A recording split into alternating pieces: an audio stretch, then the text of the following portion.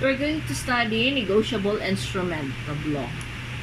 This is a very old law. The date is February 3, 1911. It is Act number 2031. As I have said, this is a very old law and the subject is very boring actually. But we have to study this in order to pass the bar. What is negotiable instrument? I'm going to read section 1. Form of negotiable instrument. An instrument to be negotiable must conform to the following requirements. A. Must be in writing, signed by the maker or the drawer. B.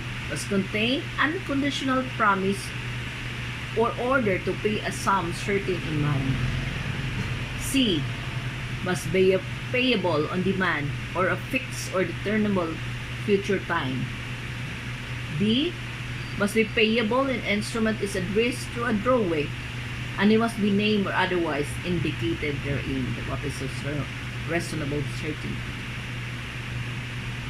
So, if we have to study A, it must be writing signed by the maker or a drawer. So, as we have said, it is a written form. It must be in written form, or it can be printed either in a paper, cloth, or even on a stone, or if it is engraved. What is a negotiable instrument? A negotiable instrument actually, it is a substitute, used as a substitute for money. It was invented during the medieval time wherein the merchant are trying to move supplies or trade from Asia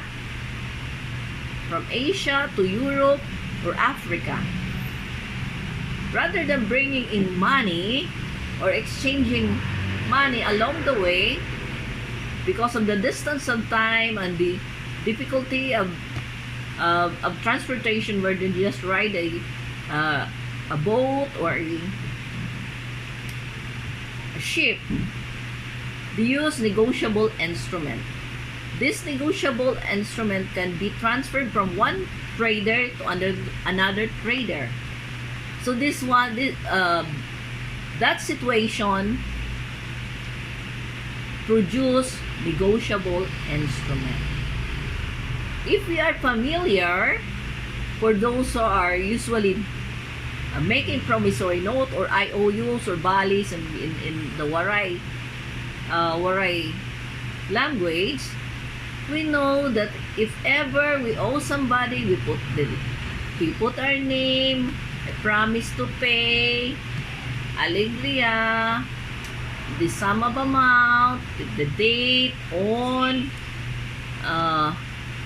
So this is what we call negotiable instrument. What is the difference between negotiable instrument and ordinary value?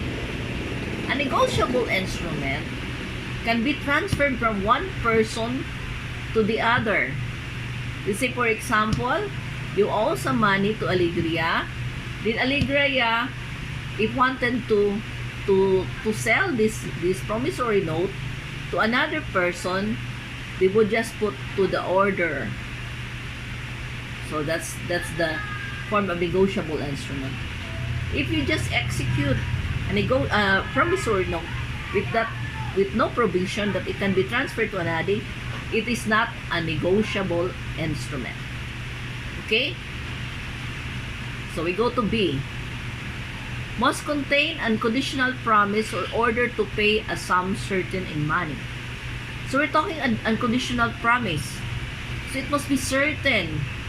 Maybe it may rain or it may have some storm. You have to pay at that date regardless of what will happen. Okay, that's unconditional. To pay a sum certain in money. We're talking about money. We're talking about valuation. Money, if it's in Philippine currency, or it in US, the put is the US currency, but it must be certain amount of money. If you're talking about, if you say, I'm gonna pay you 12 Carabaos, it's not. It must be 10,000 pesos, which is worth of 1 Carabao. But the amount must be certain. You say, I'm going to buy a Carabao worth 10,000. So that's the 10,000 is the sum certain in money. C, must be payable in demand or a fixed or determinable future time. You have to put the date where the money shall be paid. So it must be fixed. There is a date. There is a month, a date, and a year. When we're talking about payable in demand, if the date was not put, that was not written, or it was not put in the document, but it says payable in demand.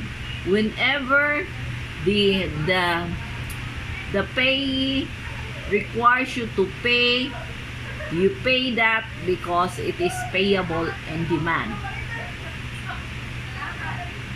Or determinable future time. It must be put determinable future time. So there must be certain time.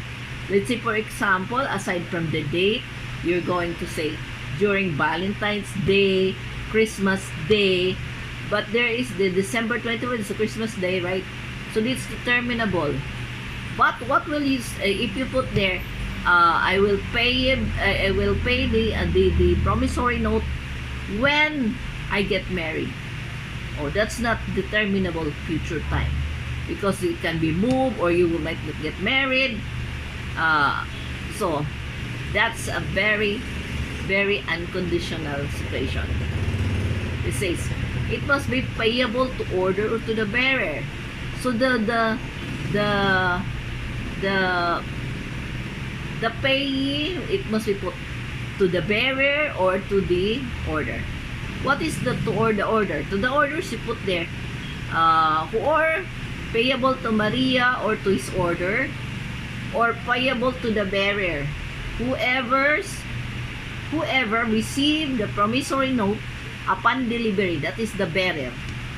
Okay? C, where the instrument is addressed to a drawee, he must be named or otherwise indicated therein with reasonable certainty. What is a drawee? Drawee is the, like for example, if you're writing a check, there is a drawer, there is a maker and a drawer, the one who write the check, and the drawee is the bank, diba? So that's a drawee is the one who paid, but actually it is the money of the maker or the drawer. So it must be indicated therein with reasonable certainty. Okay. Going back to the form of it must be in writing, said the maker or the drawer, as I said it earlier. Regardless if it is written on the paper, or it must be written in one sheet of paper, or it must be written in a very big check, it must be considered negotiable instrument as long as it can be negotiated, in contrast with being just assigned. So you already know the negotiation. What is the difference with the negotiation and the negotiation and assignment? As I have said, in negotiation, you receive as you receive the negotiable instrument, you have the same right, even more than what the previous party. In assignment, you just subrogated to the rights of the previous party.